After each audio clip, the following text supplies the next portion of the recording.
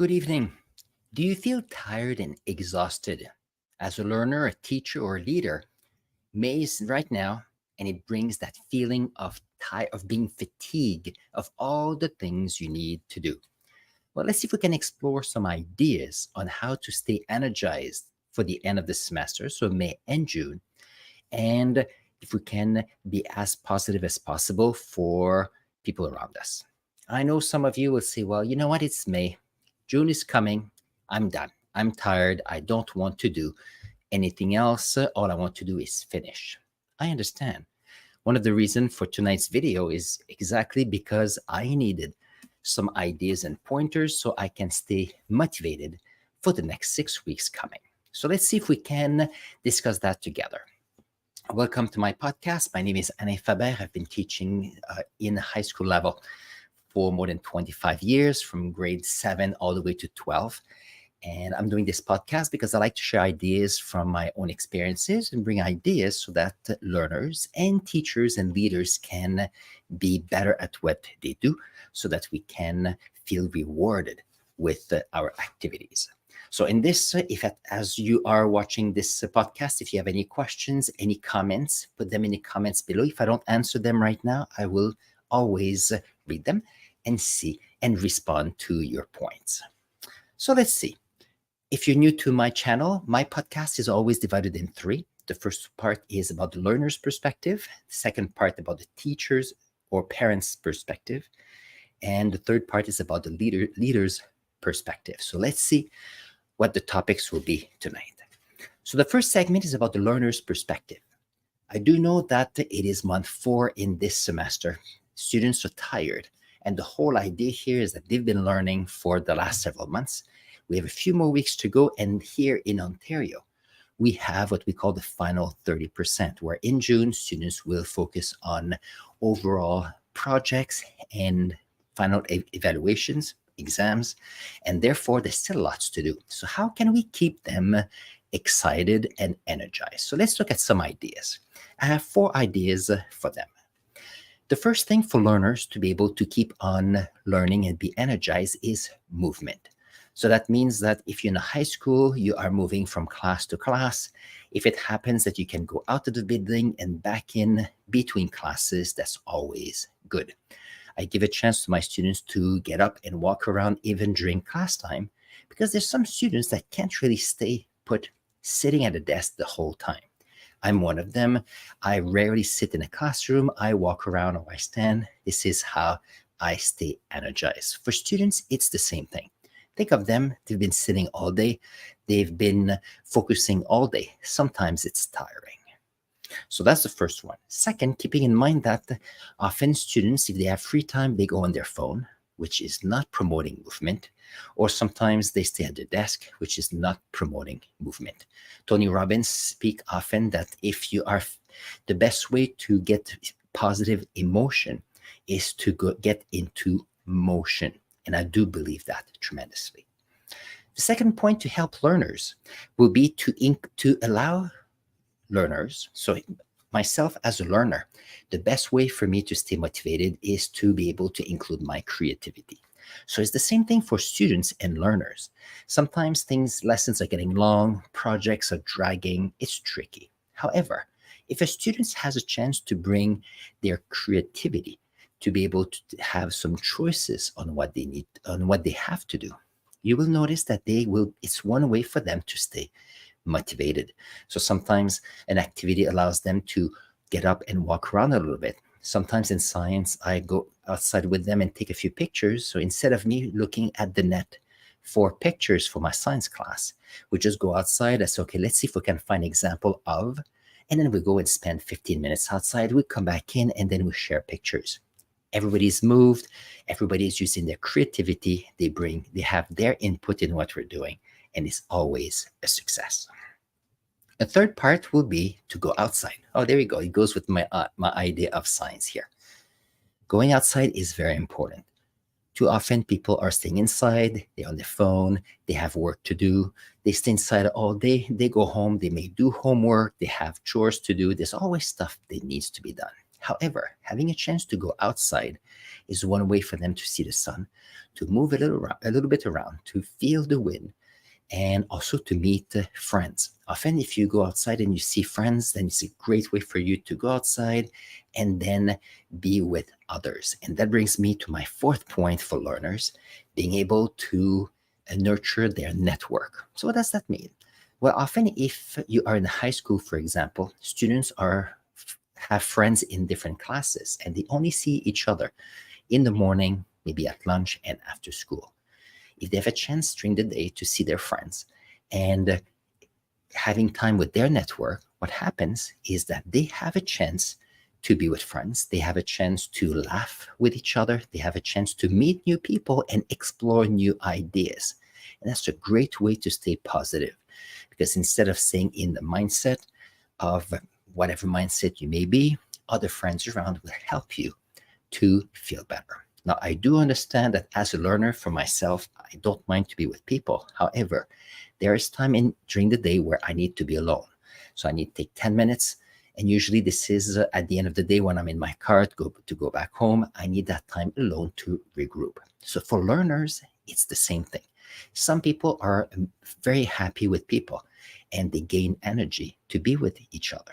Other people, they need some time alone, some quiet time so that they can recharge. And that's something to keep in mind as well. So as learners, there's different ways of learning, but there's different ways of energizing as well. So for learners, here are key points here that I've been mentioning. Moving is important so that we can go from an emotion that is, well, feeling so-so to motion so you can feel more energized, to include choice and creativity for the learner, to go outside and make sure that you're there for your friends and to be with your friends, and if needed, to be alone. And that brings me to my my second segment of this podcast, which is about the teacher's perspective. So when I think of teacher's perspective, I can think of a teacher, professional, could be also a trainer, could be a parent as well, because every teachers, parent, and what's the other one? Trainers are all there to help others learn. So that's something to keep in mind. Now, I'm not going to put an age there because sometimes you have amazing teenagers helping younger ones, and they are amazing teachers there too. So teaching and being a teacher, showing others what you know, has no ages. So let's see. So here, one of the purpose of this topic tonight for the podcast was for me to look at some ideas to remember what energizes me, and that's important. So here for me, the first thing is movement. So often when we are in a school, we are planning, we're in a classroom, we are sitting at our desk in front of a computer, and then what happened is that we forget that we haven't moved in a while because we're focusing on things that needs to happen. And what I've noticed is that if I have a chance, is to move. And sometimes I will just go from the second floor to go on the first floor to walk around, go and see the secretary on the first floor, talk to the custodian. If I see students I know, I say hi. Moving around is helping me because if I always stay in the same classroom or in my office, it becomes draining in some ways. So that's one of my tricks. Movement is key. And as teachers, too often we forget because our colleagues are in the office sitting. We are planning sitting. We need to mark while we're sitting. So movement is quite important. The second way to be able to stay energized will be to remember your creativity. So often when you are teaching, you know, you have a curriculum, or maybe you're following a book, a novel, a textbook, an article. So what happens is that you are using curriculum to teach others what needs to be learned. On the other hand, you have to keep in mind that in order to teach, there are hundreds, if not thousands, maybe even millions of ways to approach a learning activity. And as a teacher, we often get to a place where if we are busy, if we're tired, if we have too much to do, we tend to do similar activities over and over again because it's easy for us. But what happens is that sometimes our students don't find it as exciting. So if it happens, you have a good pedagogy book that maybe you have used in Teachers College, Or maybe you have teachers that, like for personal development, somewhat like a book on classroom management, on new ways to approach, I don't know, learning. Have a look at that because it allows you to remember that you are creative and try to remember, oh, yes, there are activities I used to do or I haven't done in months. Let's see if you can bring those back. And some of you say, well, I can't remember. I have so much in my mind. What you can do, you can have a bit. Sometimes I have, when I have a good idea, I have a bulletin board in front of on my desk, and I just put a few ideas on things I should try. So sometimes if I don't know what to do, I just look at the list and, oh, it gives me an idea. So you need to find a way to make this easily accessible. Teachers could decide in a department to have a bulletin board for several people and put strategies. That's a good way. Sometimes you walk in front and say, oh, I haven't tried that, and let's see if I can play with that. Because keep in mind that the more you play as a teacher, the more interesting things will be for your students as well. The third part is being able to go outside. As a teacher, if I'm inside the building too long, I get tired. It's hard for me to be energized. So I have a chance to work in a place where I have two buildings and I have to go outside every day to go from one building to the next. Some of my colleagues don't like that because they like to be in the same building all day. However, it allows me to go outside, to move, and to enjoy the sun. I do agree that sometimes I'm enjoying a snowstorm, sometimes I'm enjoying the rain, sometimes there's all kind of things going on. However, being able to go outside allows me to feel better and have more energy. Now, keeping in mind that even after school, I go for an hour-long walk at the end of the day. It allows me to clear my mind, gives me a chance to listen to the birds, the wind. Sometimes I have an ebook that I'm listening. The whole idea here is to go outside is a way to be energized. And guess what? Often if I'm sitting after dinner, I say, oh, I don't have much energy.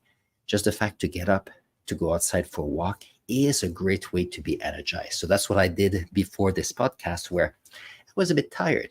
I went for a good walk, and the first 5 minutes were tricky. They were hard.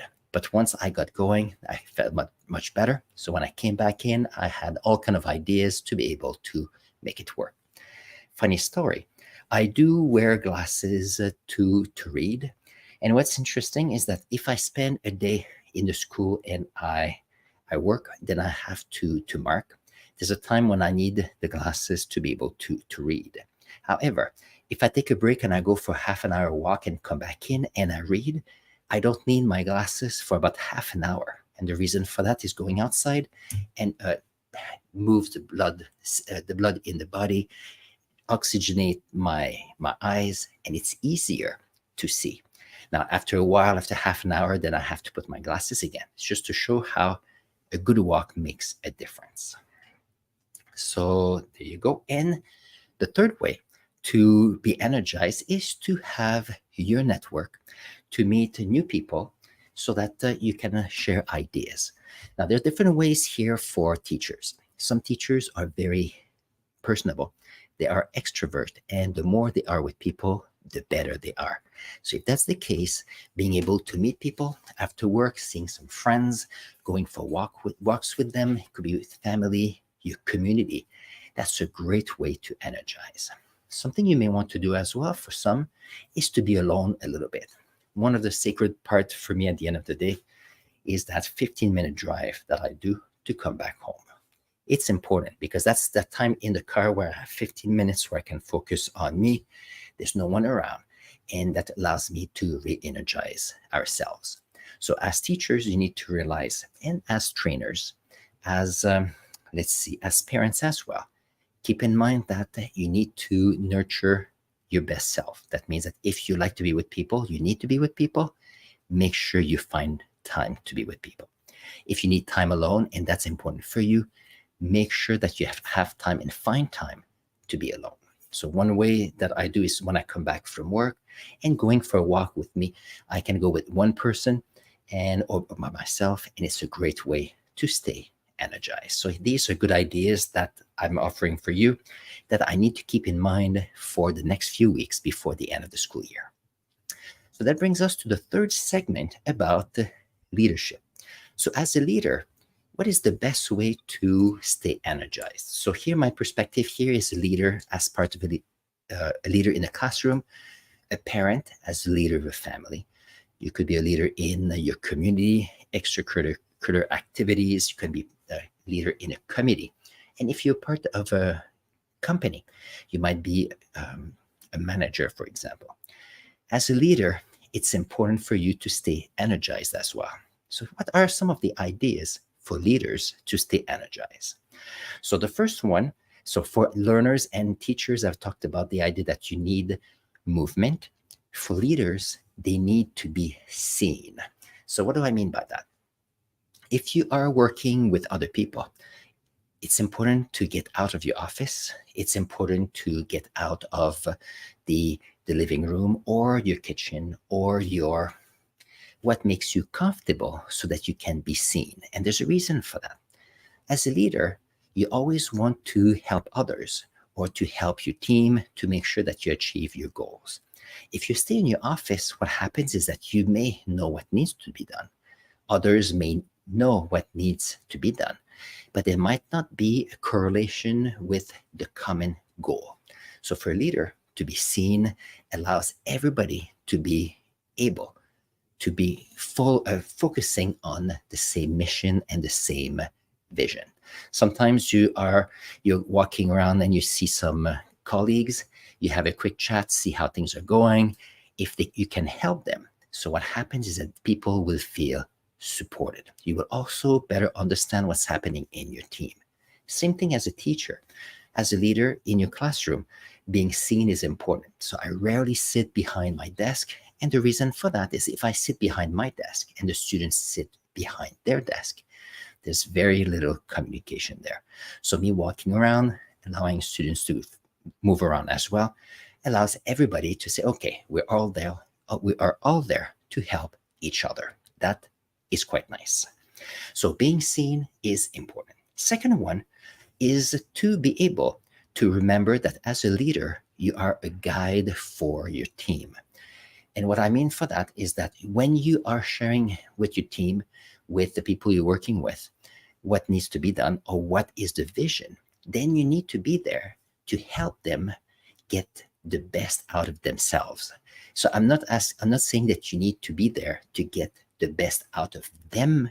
You need to allow the people around you to rise above others. So what do I mean by that? Often, if you're part of a team, people have great ideas, great energies. They're looking for ways to improve things. There's always someone who laughs and wants to make jokes. What happens is that you have a group of people working together with a common mission. But if you are a dictator, then it's very hard for them to feel comfortable to give the best authentic self in achieving a goal. However, if you're there as a guide, what happens is that you allow them to be who they are, to be their best self, and then use that energy towards the common goal. And I think that's the best way to do so, because you're not trying to motivate them. You are guiding them in ways so that they stay self-motivated. That I think it's quite good. Now, sometimes it's hard to find what motivates someone. For some, it's money. For some, it's recognition. For some, is just to be noticed. But once you know what some people are looking for, it's so much easier to work as a team. And as a guide, it's not you. You're not giving your energy for the common goal. You are sharing the energy. So you're not draining yourself, and then people in your group will be energized and energize you as well. So I think that's quite important. For the third part here, I have here to grow your network. As leaders, often you are responsible of a group. So as a teacher, you might feel that you're by yourself in your class. If you're principal, you might feel you're by yourself in your school. If you're a team manager, a CEO, you might feel you're by yourself where you are. If you're the head of your religious group in your community, you might find that you are alone where you are. And therefore, finding a way to expand your network find people that that are like-minded, so that I have similar interest, similar goals, so that you can learn from each other. Because keeping in mind that even if you're a leader, there's still things that you need to learn, and therefore having a chance to be with people that are sharing similar challenges and similar successes is a great way for leaders to stay energized. And that will be the key topics for today. So, as I mentioned, it's May. Some of us may feel tired. We have the fatigue of all the months that has been going on. So, here, as a learner, as a teacher, and as a leader, let's see what we need to do. We need to move. That's a key thing. Second, need to find a way to stay creative or be with others to be their best creative self. Third, to be outside. Going outside allows you to get out of your office, to be out of the building so you can enjoy nature. And fourth, to make sure that you're there for your network so you can become a better student, network to become a better teacher, and a network to become a better leader as well. So I think these are the key topics for today. I made this video for myself because I need sometimes to remind myself how to stay energized in all the things we need to do. If it happens, you have any questions, you have any ideas on what you do to stay energized, put them in the comments below. I'm always reading them and finding that communicating this way gives me ideas for videos, but also grow this community of learners that we are here. On this, have an amazing evening. I'll see you next Wednesday at 7:30 for the next podcast. Take care. So there we go.